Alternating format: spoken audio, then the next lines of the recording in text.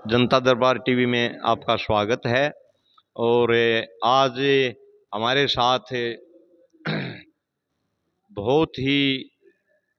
महान किसान नेता हुए हमारे हरियाणा के घाशीराम नैन जी, उनके सपुत्र जोगिंदर नैन जी हैं मेरे साथ।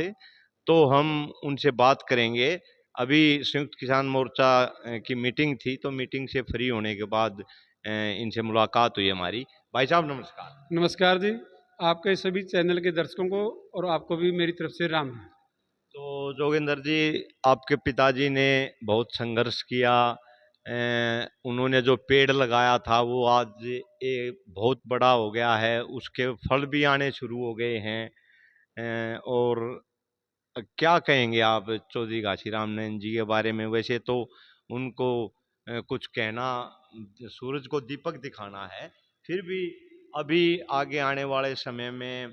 क्या योजना है आपकी, उसके बारे में कुछ बताइए। मैं सबसे पहले उन किसान महान नेता के चरणों में नमन करना चाहूँगा कि उनके द्वारा जो हरियाणा प्रदेश में देश के एक छोटे राज्य के अंदर किसानी का पौधा लगाया था, जो भारतीय किसान यूनियन के नाम से, उन किसान महान नेता की आने वाले 20 सितंबर 2024 को किलैत जिला कैथल की अनाज मंडी के अंदर 7वीं पुण्यतिथि पूरा हरियाणा प्रदेश का संयुक्त किसान मोर्चा मनाने जा रहा है। और मैं आपके चैनल के माध्यम से आम प्रदेश के साथ साथ संयुक्त किसान मोर्चा के सभी देशवासियों को उसमें आमंत्रित करना चाहता हूं कि जो किसान यूनियन के नाम से किसानी का जो पौधा लगाया था, उस महान किसान नेता को हम इस दिन याद करें और उनके दिखाए हुए रास्ते पर चलने का काम करें। और जो पूरा 13 महीने का किसानी आंदोलन है, उसके बाद की जो हमारे संघर्ष हैं, इस महान किसान नेता के द्वारा जो रास्ता दिखाया गया था, इस तरह के कार्य को हम और जोर से आगे बढ़ाने के लिए, वो जो पौधा आज फल फूल चुका है, उसकी बरगद का रूप ले चुका है, उसकी टहनियाँ आज ना केवल हरियाणा के अंदर बल्कि पूरे भारत से भी दुनिया के अंदर आज भारतीय किसान यूनियन संगठन ने लोहा मनवाने का काम किया। जो 13 महीने के किसानी संघर्ष में भी हमारा एक भारतीय किसान यूनियन का संयुक्त किसान मोर्चा के अंदर अहम रोल है। बिल्कुल, पूरी दुनिया ने देखो उस आंदोलन को देखा, और पूरी दुनिया में किसानों की तारीफ हुई। अमेरिका, इंग्लैंड, जापान, और आप लोगों का जो संघर्ष था और जो आदर्श रहे हैं काशीराम जी नैन और दूसरे जो किसान नेता किसानों के आदर्श रहे हैं, उन पे चलते हुए हरियाणा, पंजाब, यूपी, राजस्थान के किसानों ने दिखा दिया कि एक ना एक प्रधानमंत्री को, जो ऐसे प्रधानमंत्री जो किसी की सुनते नहीं थे और उनको झुकने पे मजबूर कर दिया, ये एक बहुत बड़ी ताकत है देखो आप लोगों की। ये और मैं आपकी बात को आगे बढ़ाते हुए बताना चाहता हूँ कि भाई जो देश के प्रधानमंत्री का घमंड सातवें आसमान पर था, वो इस किसान यूनियन के लोगों की ताकत की वजह से, संगठित लोगों की वजह से हम सब लोग इकट्ठे हुए और इकट्ठे होने के बाद उस घमंडी राजा को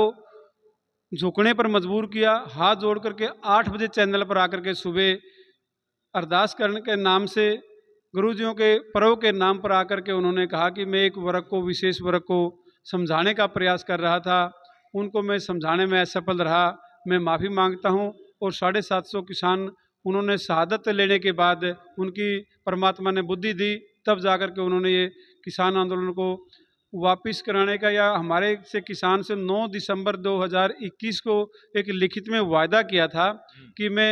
आपकी एमएसपी फसल खरीद गारंटी पर कानून बनाऊंगा, एमएसपी कमेटी के अंदर संयुक्त किसान मोर्चा के लोगों को शामिल करूंगा। लेकिन उन्होंने जो वादा खिलाफी करी, उस वादा खिलाफी के बाद भी देश का किसान ने लोकसभा चुनाव के अंदर जो उत्तर भारत के 67 सीटें कम करने का काम किया। कोई विपक्ष का लोग ये नहीं कह सकता कि हमारी वजह से हुआ। हम गर्व से कह सकते हैं, हम फकर से कह सकते हैं, हम किसान की एकता के दम पर कह सकते हैं कि केवल और केवल किसान ग्रामीण क्षेत्र की जो लोकसभा की सीटें थी, वो केवल और केवल जो पिछले लोकसभा चुनाव के मुकाबले में बीजेपी कम हुई है, वो ग्रामीण किसानों की लोकसभा क्षेत्र के अंदर ये संयुक्त किसान मोर्चा और ये भारतीय किसान यूनियन के लोगों का जो संगठन था, उसकी वजह से देश के प्रधानमंत्री को मतलब पूर्ण जो 400 पार का नारा दे रहे थे, उनको अलग बहुमत में लाने का काम किसान मोर्चा के लोगों के द्वारा किया गया। यही हमारी जो और इसका कारण ये रहा कि आप लोगों के 750 किसानों की शहादत और किसानों पे जो अत्याचार किए गए जगह जगह पे, और फिर वादा करके उससे मुकर जाना, शायद इन्हीं कारणों से वादा खिलाफी के बाद देश का जो किसान का, मजदूर का, जो उन्होंने के द्वारा नारे दिए गए थे 2 करोड़ रोजगार देने का नाम, वो सभी वादों से जनता समझ चुकी है कि